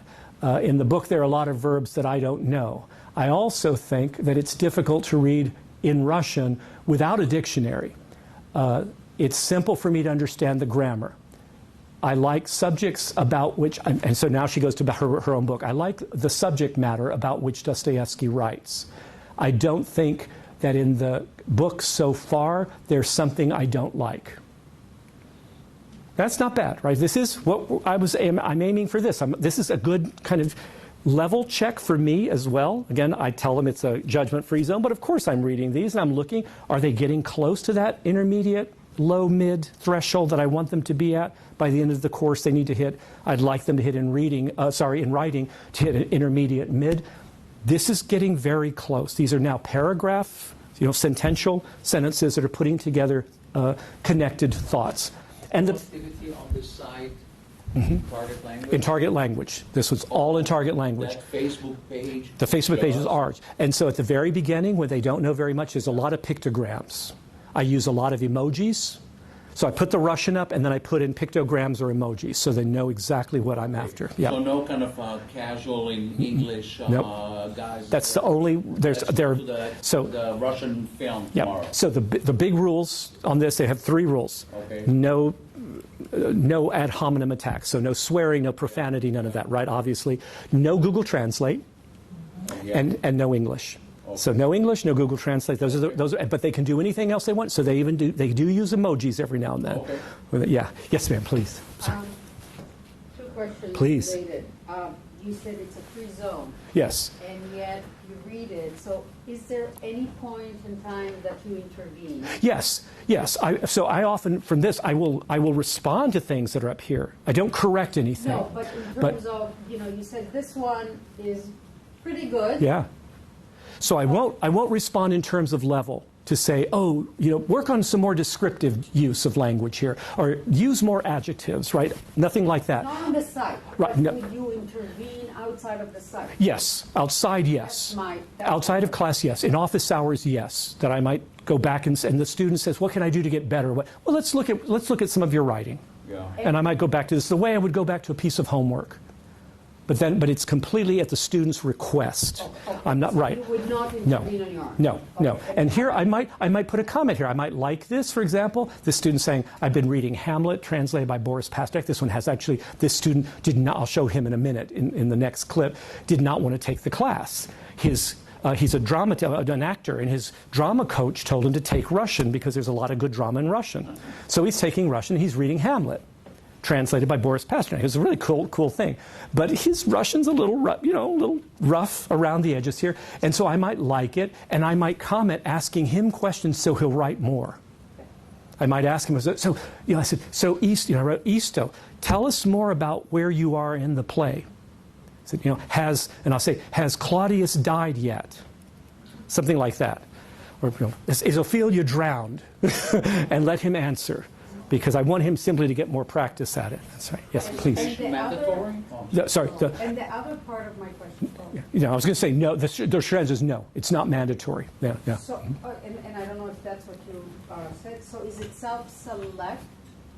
Yes. So 5 can be on the side. Yes. Yes. What is your reaction to it? So the same thing that works, the comment I often get in setting this up is a lot of faculty say, there's no way you're going to get students to do the grammar outside of class. They're not going to do the homework, right? And what's cool about it is I would say that'd probably be my first reaction too, until you try to do this in class. They do it. They do it because you're having them work in pairs and in small groups. And so the person in the group who has not done the homework, immediately the other 2 students are saying, come on, dude, step up. She's going to be grading us on this. So they do it. And the same is true with the blog site. That students who are getting, questions and now they're talking about each other's books because I didn't see your post on your book, and they appear. The interesting thing was literally, and you can see here, there are a few that even in this short screenshot, there's Chris Isto. So indeed, here, the weaker student is up here twice, responding to a comment on his own quote. And that's exactly what I want. The weaker students know that this is practice for them. So they do tend to step up. Yes, ma'am, please. Your focus then on this is on communicating what they want, on the content, and on developing fluency. That's it. Grammar, That's it. vocabulary, That's it. accuracy can be done sometimes. That's it. Is in fact accuracy, which is we put way too much emphasis on, is important. I don't want to everyone goes, but so you're getting rid of grammar. No, I'm not getting rid of grammar. I'm a grammar fiend, in fact. But there's a place for it, and where I'm trying to get them this build into them this sense that I just want to put it out there. But isn't there also a sense too that since they're doing this and other classmates are seeing it, they may have some sense of pride and may look it up to make sure that they're saying it correctly. And they do. And this screenshot doesn't show it, but there are places where other students will write back, did you mean, right? When you said, did you mean this? And basically they're doing a they're doing a correction intervention. But to their credit, they do it in a way of, I think I understood what you said, but is this what you meant? And then they rephrase it. Yeah, it's actually pretty good. I don't see things like, I've gotten the comments, don't students start repeating each other's mistakes? Haven't seen that happen. I just haven't seen it now since 2009. So it's been now 8 years I've used this methodology in Russian. In Arabic, we've been using it this is in 2007 when the flagship came to UT. 2008 was the first year of the flagship, but Mahmoud already had innovated the intensive model. So last thing I'll put up. Now let's go get to some questions here. The student-initiated performance, the kind of payoff for the students at the end of the course, and it's actually in both semesters, so end of fall and end of spring, is actually needing to put out, stand up and perform. In the case of second semester, it's about the book that they've chosen to read. In the first semester, it's usually, so that again, to lower the stress level, it's a short little dialogue. So I wanted just to put up a sense to say, are we hitting that target? I assure you, I purposely picked right from the middle group of the class, not my best students, not my worst students. I want to give you just 2 quick little lists and pieces to say, so here's my middle student, right smack in the middle, a good B student, Michaela. So reporting on her book, what do we say? Tell us in any way you want. I give the freedom to say, demonstrate to us what you got from your book. And what that can be, it's great, because I'll say, do you mean like a book report? Sure, it can be a book report. You mean like a performance? It can be a performance. I mean, like, can I do like a PowerPoint and talk? You can do whatever you want. you've got 3 minutes to present your book to all of us. They get really creative. So the one, again, rules, we always said ground rules. You can't have it written. It can't be memorized, and you can feel that immediately. You all know what memorized speech sounds like. It needs to be like points that you've got on a piece of paper, and then you talk about those 5 points or 3 points. So this is what it sounds like. Make sure. So this would be at week 28. So it's the end of we're getting toward the end of the second semester of intensive Russian. There we go. How many hours each week? So 6 hours a week. Okay, 6 hours a week, and then plus the 12 to 15 hours outside of class. Yeah. Я читаю эту книгу, которую называется «Игрок». Она написана Достоевского и о мужчине Алексей Иванович, который играет в азартные игры на вокзале. Я никогда не читала намного, потому что в книге много трудных глаголов. So interesting, you get the sense, even just from the rhythm of the speech here, she's speaking in full sentences. These are not simple, quick, a few words. She's actually pulling together a full sentence, and indeed, grammatically, it's coherent. In terms of diction, I'd work a little bit on some of her word choice. I'd like her vocabulary to be up the game a little bit, but for oral presentation, she's right at that B to B plus level in production. So that's kind of the straight book report type.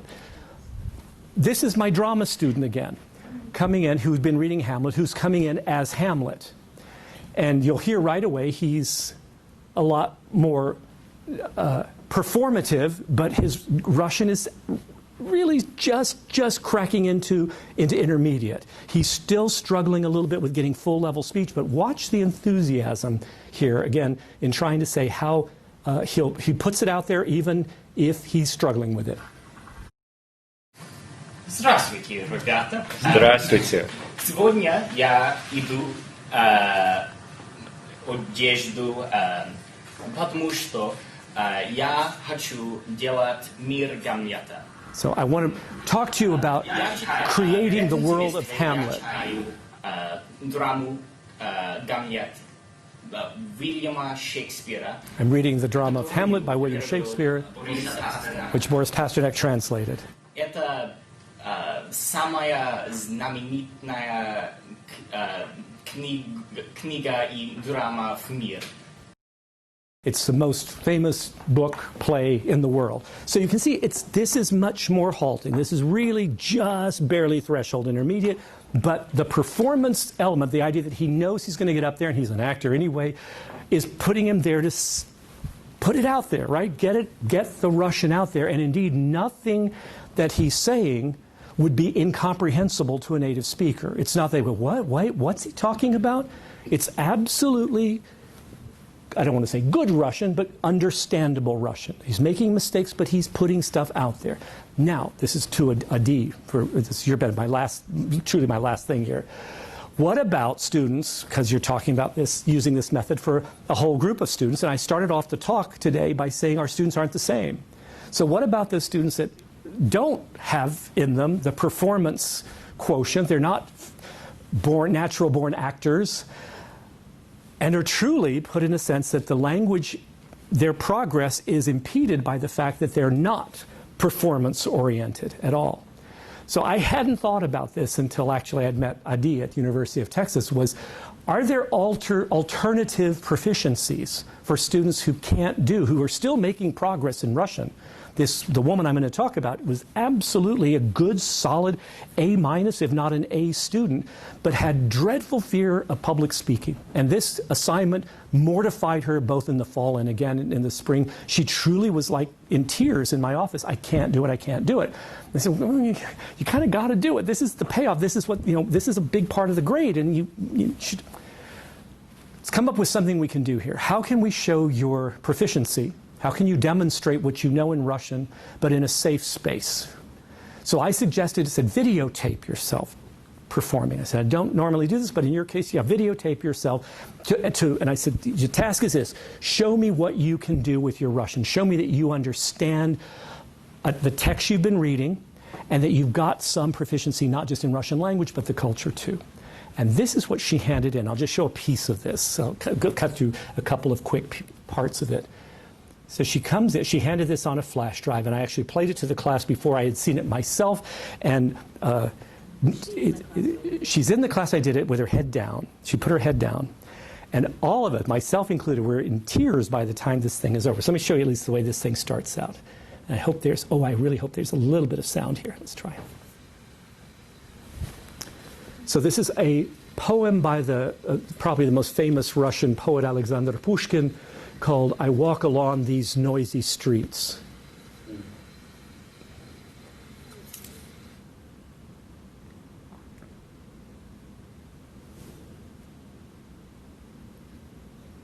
So it's like there's, yeah, then it'll start.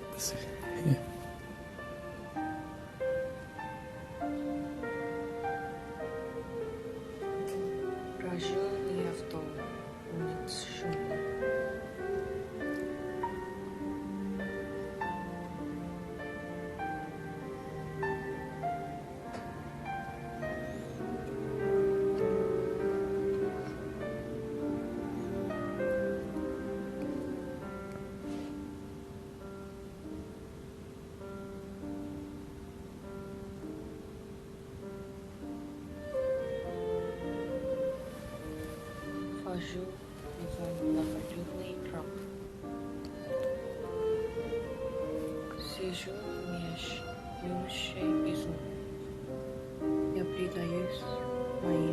So all the illustrations are absolutely to the text. Now you're still saying, well, where's the language? Hang on. The music obviously is as well, that she's picked Russian composer here. And then she'll start the actual text.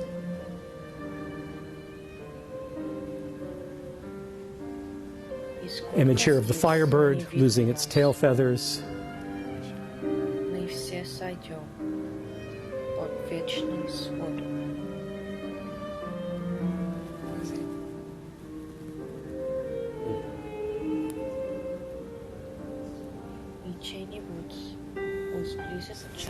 Should be getting her voice now. Let me skip to the middle of it. You can get her language in here. Oh, I should. It's longish, but the colors come in. You're actually not quite getting the voice. She's reciting the poem behind it. Now, unfortunately, recitation, as you know, a memorized piece is still technically zero high. Right? It's a memorized piece of speech because the so-called hothouse special, yet her performance of it is showing that she completely understands the text, understands the cultural embeddedness of this text from the early 19th century. She tells the story in this particular way, and as I said, I don't know why we're not getting her voice track in here, but you're getting a good sense of how this. She's reciting the poem. That's it. She's just reciting the poem through the entire thing. Let me take it to the last bits there. As the child grows up.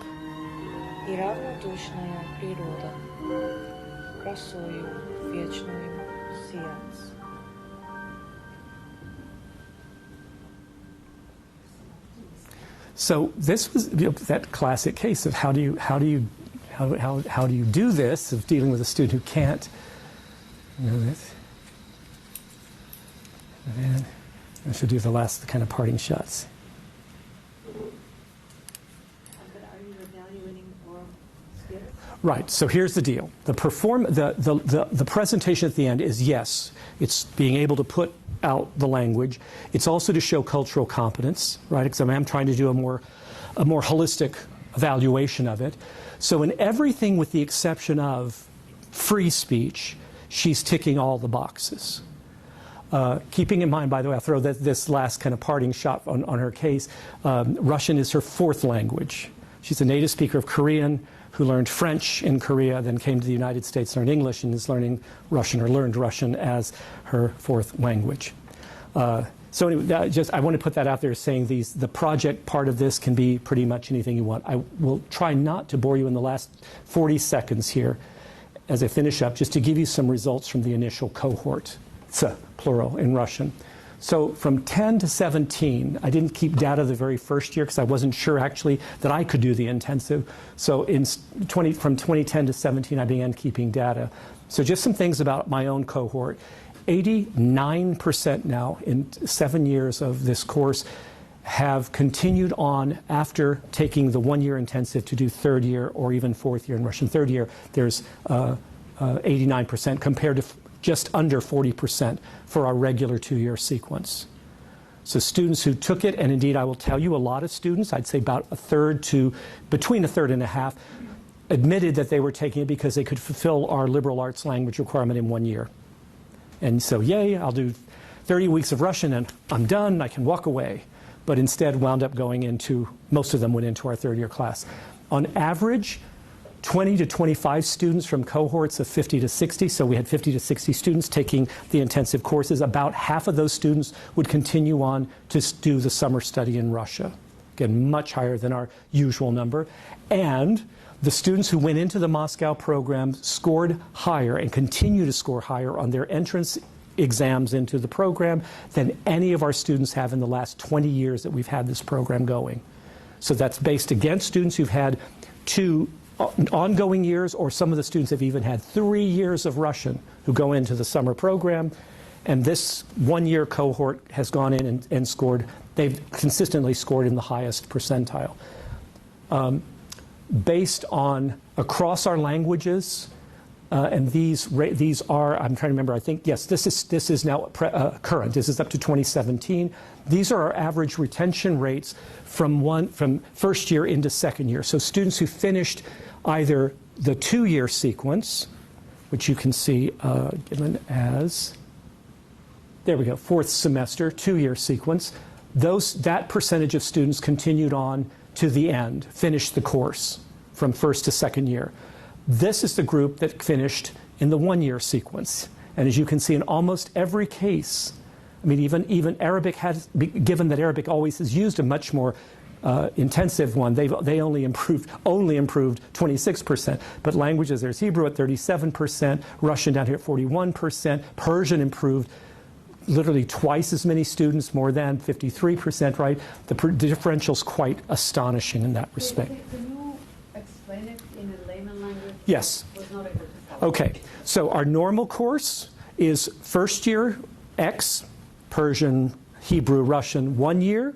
Second year, the students who finish first year and say, actually, I'm going to finish up the course in second year. This number that you see on the left column, that's how many would continue from first year into second year. So in French, 40% of the students who start first year go on and take second year and finish it. 25% in Italian finish. Okay, so here's intensive. 81% of the students take first semester and finish second semester. They do the entire year. They don't drop out midway.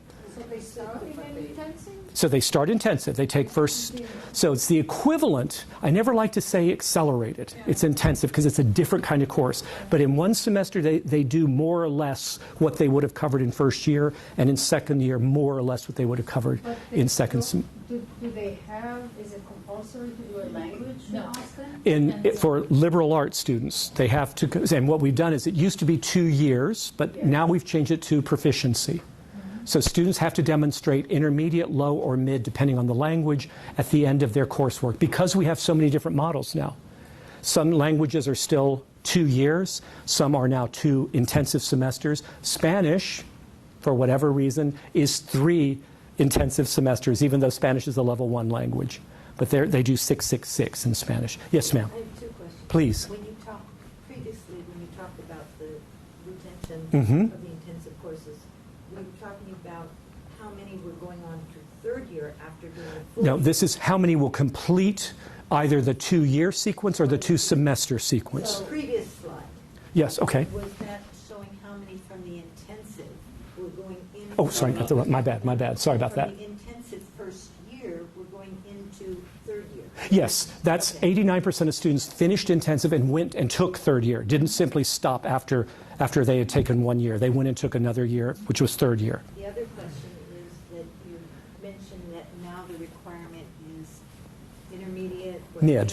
Mid. For most languages, it's mid. Do you have enough people to evaluate? Yes. What we do is we do OPI-like in most of our languages. We do sampling of OPIs that are officially rated, and we do a lot of OPI-C for the big languages like French. French does theirs. In fact, we were talking earlier about Avant, this online assessment. Testing.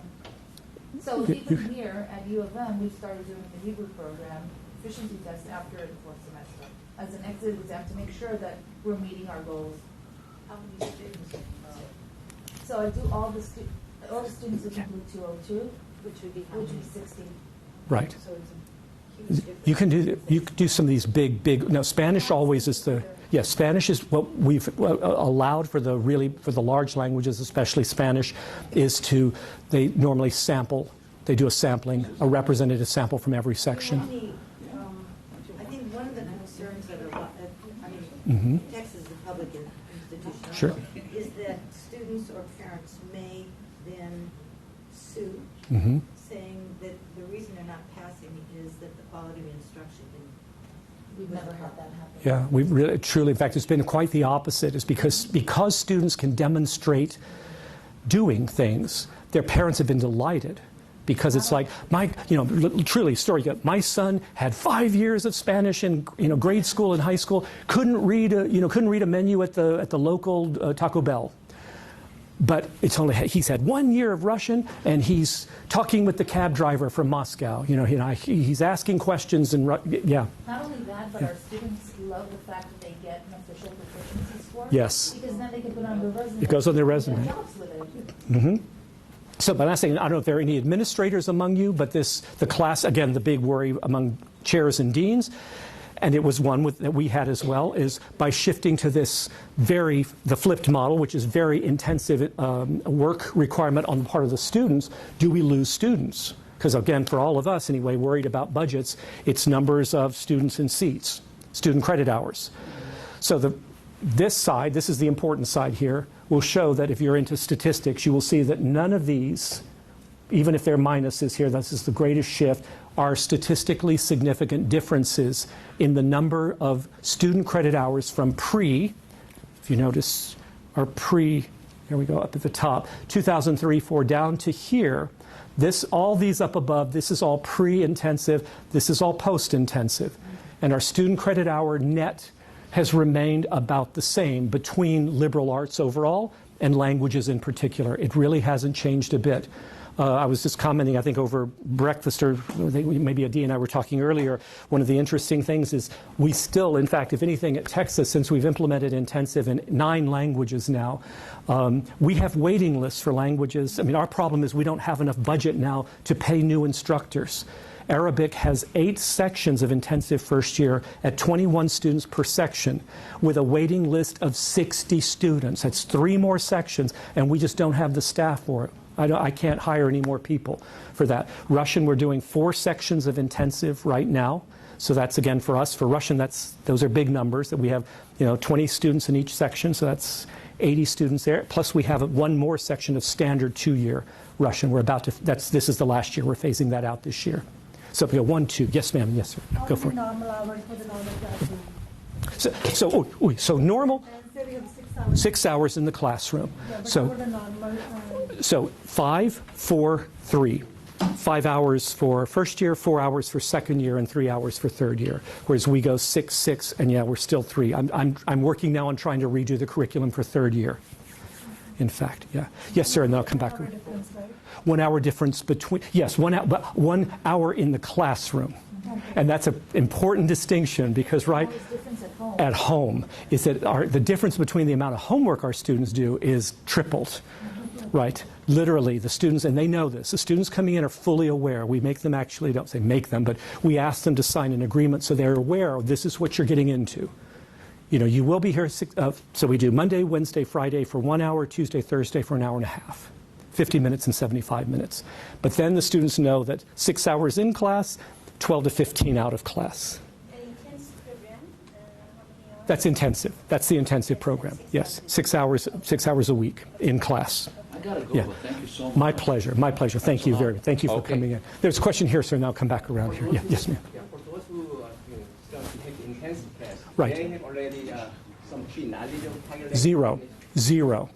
Absolutely zero. That, in fact, it's quite important. We've been trying as much as we can. In fact, it gets harder with smaller languages like Russian. In Spanish, we absolutely put any heritage speakers are in a separate class. We do that in French. We even do that in Italian. We don't have that many in Texas.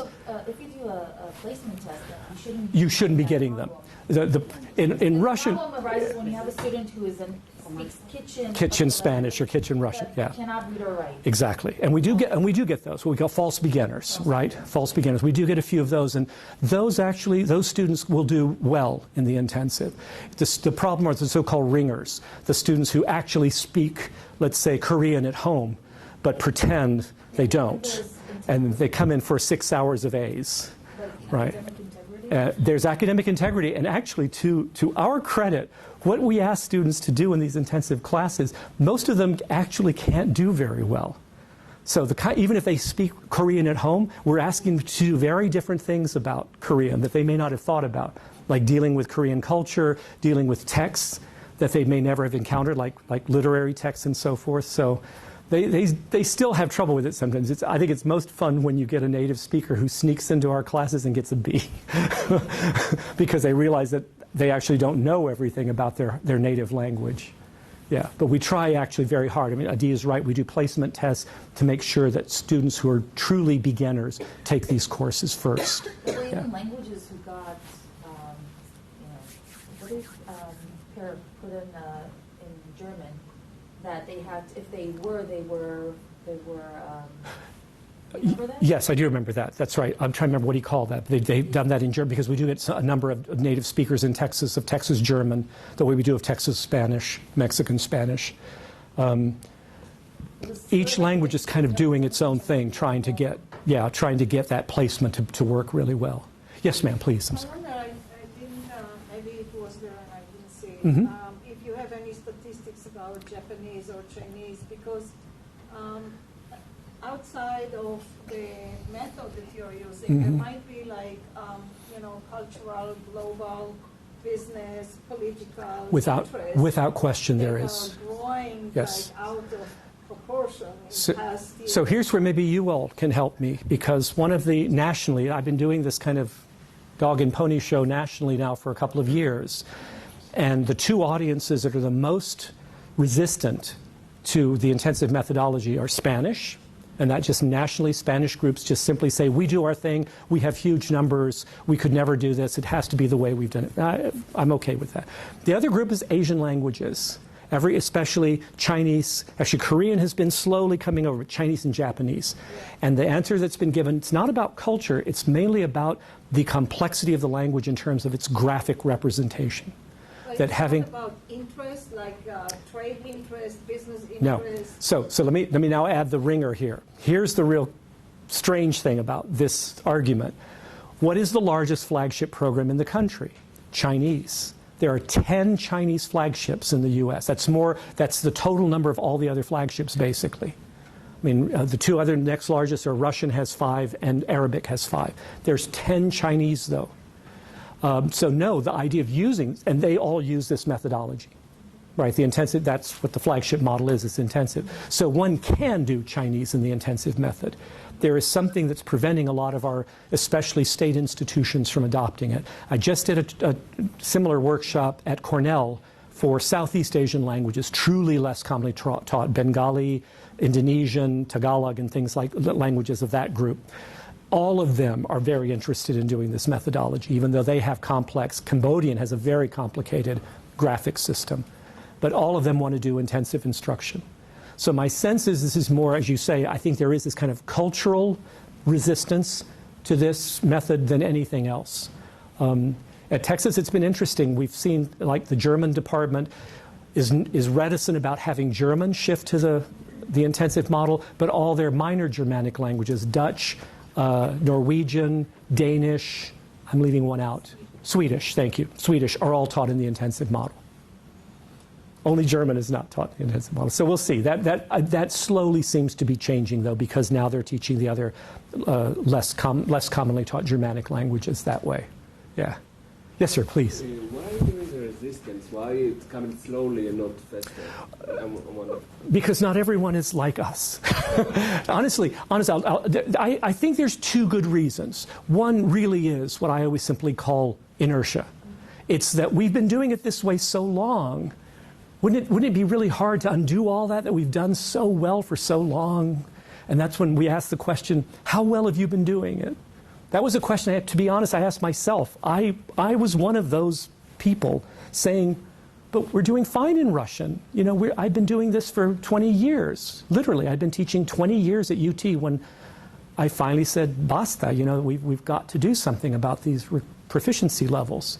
So that's one, is that it is a mentality that needs to be broken. And the more of us that can get out and say, why not? Why not try it? One. But two, it is especially to set it up, it's very labor intensive. The first year of setting up the intensive program is a lot of work because all those websites, you need to find them. You need to build a portfolio. You need to build all this stuff.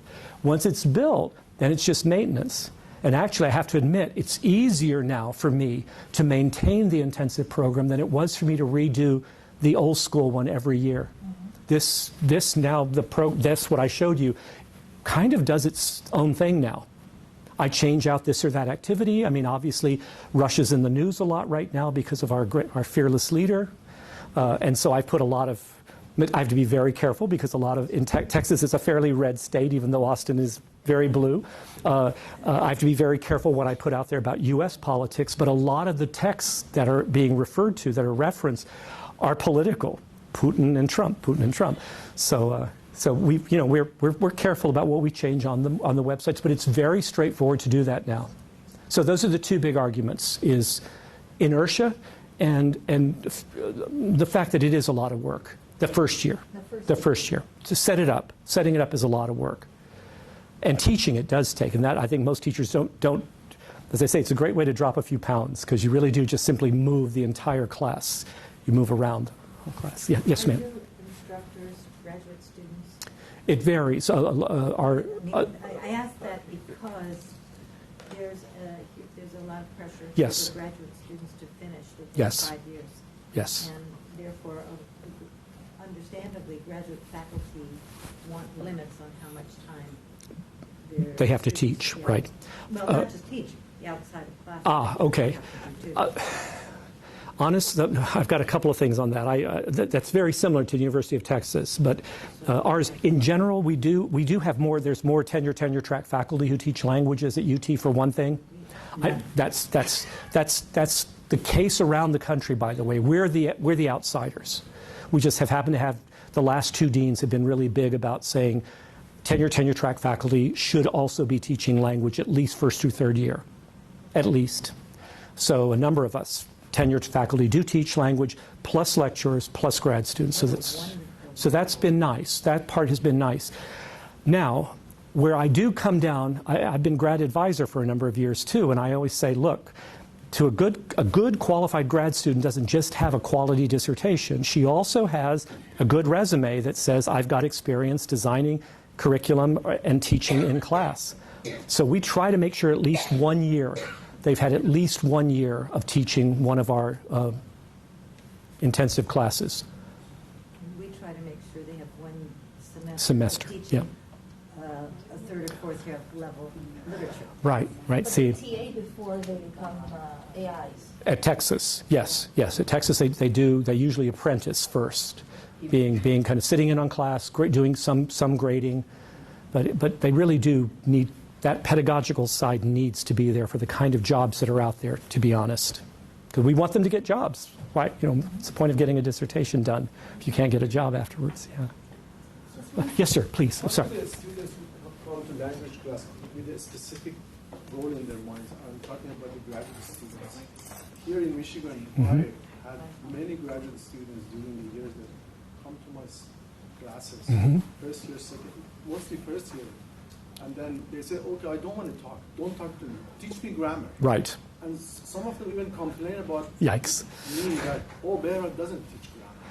We want grammar. Right. I don't want to talk. I want to read. Right. So how do they fit in there? Those students who are that specific, single skill or really narrow, Well, they certainly wouldn't be taking an intensive class, that's for sure. For sure. We wouldn't allow them in a class because that's not what they're going to do. They would fail the course. Those students who have that kind of specific mandate, we almost always do what are called conference courses, individual study. There's no way that we'll have an entire class and put that many faculty hours behind a student who only wants to do Russian for reading purposes. We just can't be that specific. So this is the case in Texas. No graduate student go to these intensive courses. We do have. We do. There are grad students who do want to be. They are ready to tackle all the skills. They know that's what they're getting into if they sign up for intensive. I've had grad students in every intensive class I've taught. I don't know, how was Hebrew? Did it have grad students in it ever? Yeah, we had them in ours too.